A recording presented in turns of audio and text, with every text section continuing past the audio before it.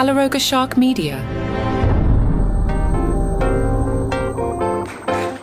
Hey there, I'm Johnny Mac with your daily comedy news. It's a quiet one. It's a Saturday after July 4th. I did do a news sweep on Friday morning, and it's a little light.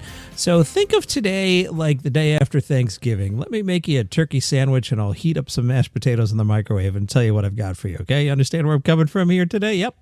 In Philadelphia, Mac's Tavern, the old city bar and restaurant known for its ties to It's Always Sunny in Philadelphia, it is closing down after 15 years on Market Street. They posted on Instagram that the bar, part owned by Rob Mack and Caitlin Olsen, it's closing. They thank supporters. They did not give a reason for the closing. The bar on the Instagram post said, "When we opened this bar, our hope was to create a welcoming, down-to-earth place where people could gather, share stories, laugh a little too loudly, and enjoy a drink or two among friends. What we got was so much more. A vibrant, loyal, and loving community that made Mac's Tavern feel like home, not just to us and the staff, but to everybody who walked through its doors. Though Mac's Tavern may be closing, our gratitude to you will remain open and overflowing forever." It's all kinds of interesting, especially the liquor license part, right? So what are they going to do with that liquor license? We'll keep an eye on that one. Rob Mack making a lot of news lately, and, It's Always Sunny in Philadelphia is coming back. Let me check the date for you. July 9th. Oh, yeah, we're going to hear a lot from these guys this week as they drum up attention for the new season. Not sure closing a bar was the best way to do it, but then again, I'm talking about it. Good news if you like Johnny Carson. They've unearthed 50 episodes that haven't been seen in decades. These will go to Johnny Carson TV, the free ad-supported streaming channel. That brings the total number of streaming episodes to 471. These will begin to air on the Carson TV Fast channel today with a marathon of exclusively new episodes running through Sunday and then again every weekend in July. Guests include Lucille Ball, Gilda Radner, Mel Brooks, and Muhammad Ali.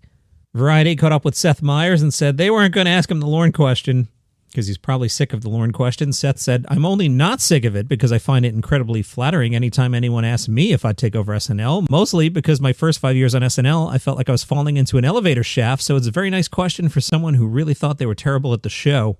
Well, Seth, do you really believe Lorne's never going to retire? Seth said, "I do. I'm not being glib with that answer. He just loves it so much. If he had a hobby that was like, if I could only get this show off my schedule, I'd start fishing. But that's not Lorne. This is his first love, and nothing keeps you more young than being surrounded by young people. Lorne is smart enough to know that." I agree with Seth there. I strongly believe as you age, you need something to do in your life. I enjoy being semi-retired. I don't think I'd ever stop doing anything. I'll probably host this podcast until I just physically can't. Won't that be fun? Some 91-year-old guy ranting about comedy and Adam Sandler movies? The LA Times asked Steph Tolev, "Does your comedy help open the door not just for more great female comics, but comics who are female, who are out there scaring the crap out of anyone and everyone?" That's a great question. Steph said, "I think there are a lot of us. Maybe you haven't seen a lot of them. I don't know if you know Jordan Jensen. She's incredible. She's out there giving it to people too. There's so many, but I feel like there's so many women like me, and they just don't have the platform to openly talk about this kind of stuff. In my meet and greet lines, it's all women being like, I like these things. I want to say these things. But it's like they've either lived a sheltered life and they don't feel comfortable, or they're surrounding themselves with people who don't like when people talk like that. Nothing I say is like some weird repulsive thing. It's something gross we've all done. We've all had a bad sex story. We've all embarrassed ourselves. We've all had really bad one-night stands. I'm giving a voice to not even just women, men too, maybe feel sheltered and feel like they can't be their full self." The conversation switched to the LA comedy scene. Steph Tolev said, "I think the LA scene right now is amazing. All the main clubs, the bookers are women, and it's very nice to see that because they're much more inclusive with a lot more people, and the lineups are way more diverse.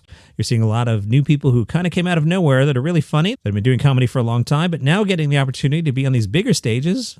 I don't know if it's because I'm at a higher level, but the community feels much more inspiring and much more supportive." That's awesome to hear.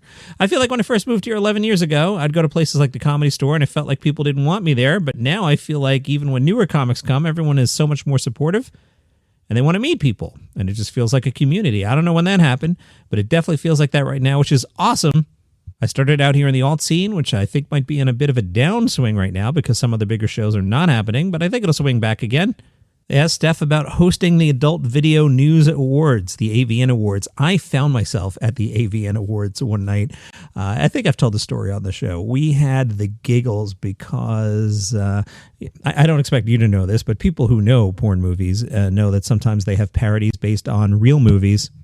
I can't remember any actual titles, and I won't make them up here, but we had the giggles as they came out. And then also, all the categories of best combination of use your imagination. We just had just the biggest laugh. And then they gave us a gift, and I got back to the hotel room and opened up the gift, and it was a glass thing, several inches long, use your imagination. And I'm like, what do I do with this? I'm not bringing this home. I'm not bringing this on the plane. So I just left it in the hotel room, and I guess the maid would wonder what happened with that. Steph said, my buddy was actually one of the writers. Every year they asked a different comedian, and they just put my name forward, and that was it. I got it. And I will say that was one of the coolest experiences I've ever done. The porn industry, no matter what you think about it, those people are so genuinely nice. I will agree with that from my experience at the AVN Awards. And they were so supportive. Like, for every award, people were getting up and clapping. One of the girls I hosted with, her parents were there. Like, these Midwestern parents were so happy their daughter was there. Like, you're seeing stuff on screen. You're seeing the clips that they're showing you, what she's nominated for. You're seeing stuff, and they were like, ooh, great show, and what a great award show. And I was like, what the heck? It was really nice to see parents being supportive, and I got flashed a lot. Jeff Ross talked about working with Milton Berle. Berle passed away in 2002, so the story's got some dust on it. Jeff Ross told Howard Stern, Milton had giant hands, and every time I got a laugh from behind the podium, he'd poke me in the ribs, and I would jump, and then I kept going, and I'm hitting, pretty consistently getting good laughs, and finally he's just interrupting me. I'm killing, and he's interrupting me. Finally I go, Milton, didn't I see you in an antique shop this morning for $800? Milton gets up and starts doing a two-man show, and I'm trying to keep up with him. Buddy Hackett yells out, hey, Milton, let the kid work. Remember when you used to? Milton runs down, kisses Buddy Hackett on the lips. The place explodes, and I go, oh, there it is, Milton and Buddy, over 80 years of homosexual experience, and the place goes wild, and I felt like I'd found my Yankee Stadium moment. I went back to the Friars Club afterward. I said to Buddy Hackett, why would Milton do that? And he goes, he doesn't like when other people get a lot of laughs. He was trying to trip you up. Ross decided to speak to Milton himself and said, I went and had a cigar with him, and I said, Milton, why would he poke me like that? Milton said, remember, they only remember the home runs. It means I had too many jokes and had to edit down to just the home runs. And even though he was trying to interrupt me and mess me up a little bit, I was like, that's really good advice. Milton and I went on to become very good friends. I think he was testing me. Kathy Griffin, Kathy, do I ever come on here and tell you a story about Kathy Griffin that's like, hey, Kathy Griffin had an awesome day and petted a pony and said life is great? She's one of these comedians that we talk about on the show that there's just always strife. Well, Kathy Griffin reveals why she turned down hosting The View. She said, I'm going to be honest, I had to turn it down because at the time, between doing My Life on the D-List and touring, I was making about $10 million a year. She tried to negotiate with The View. The money The View had wasn't enough to uproot her life to another coast. She said she told Barbara Walters, I'm going to be honest, this is how much money I made last year. I'll show you my tax returns. I don't want you to think I'm blowing smoke, but between moving costs and I'm so entwined with my mom and dad, I have a house in L.A. It just isn't feasible for me to do, but I want you to hear it directly from me.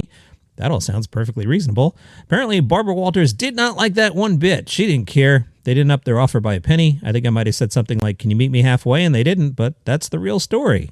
That all seems fair. Joe Quazala is the writer and star of a mockumentary called American Comic. It follows two stand-ups as they try to navigate the modern comedy world. Joe said, every time he watches a movie or TV show that incorporates stand-up, that doesn't look like a comedy club. Audiences in a room that size wouldn't sound like that. That wouldn't get a laugh. So when Joe made his own project, he said he tried to reverse engineer it. By analyzing what doesn't work, it would hopefully become clear what to avoid, and I could forge my path to success. I thought about my main problems with depictions of stand-up comedy and landed on three areas: the setting, the audience reactions, and the material. When one of those doesn't come across correctly, it all goes south, so I had to nail all three. Among comedians, there might be varying opinions on the ideal setting for a stand-up show, but most will agree that intimacy is key.